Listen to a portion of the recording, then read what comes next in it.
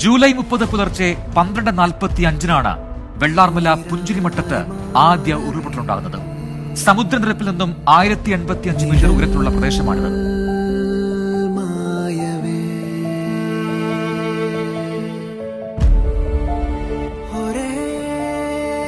നാനൂറിൽ പരം വീടുകളിൽ ഇപ്പോൾ ബാക്കിയുള്ളത് ചുരുക്കം വീടുകൾ മാത്രം. കൃഷിയിടങ്ങളും നിർമ്മിതികളും തുടങ്ങി ഒരു ഗ്രാമം തന്നെ നാമാവശേഷമായ നടുക്കുന്ന കാഴ്ചയാണ് നാം കാണേണ്ടി വന്നത്. ഉരുൾപൊട്ടലിൽ അകപ്പെട്ട മനുഷ്യരെല്ലാം തന്നെ ഒഴുകിയെത്തിയത് വെള്ളച്ചാട്ടങ്ങൾ മറികടന്ന് ഛിന്ന ഭിന്നമായി കിലോമീറ്ററുകൾ താണ്ടിയാണ്.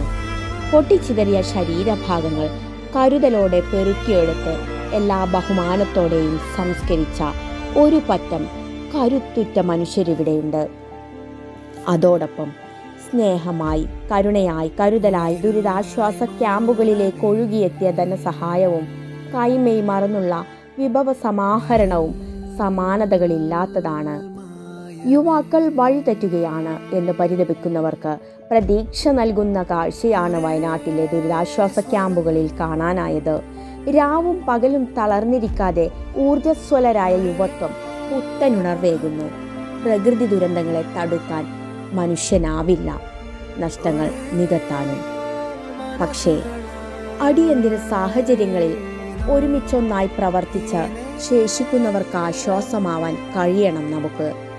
അതെ, മതവെറിയും വിദ്വേഷവുമല്ല നമുക്ക് ആവശ്യം.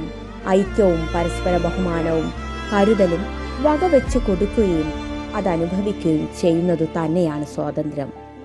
ഏവർക്കും AMS മോണ്ടിസറി ഇസ്ലാമിക് പ്രീ സ്കൂളിൻ്റെ സ്വാതന്ത്ര്യദിനാശംസകൾ.